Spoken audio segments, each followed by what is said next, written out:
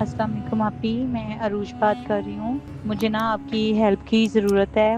मेरा ना बेटा बीमार है, उसको ना प्लेटलेट्स का ना इशू है। तो मेरी सेकंड मैरिज हुई थी, लेकिन वो भी ना धोखा ही हो गया मेरे साथ। तो मेरे जो हस्बैंड है ना, वो कहते हैं कि अपना खुद कमाओ और खुद खाओ, अपने बेटे को भी तुम ना खुद ही पालो। तो आपी मैं ना सैयद गिराने से हूँ, बुखारी सैयद हैं हम।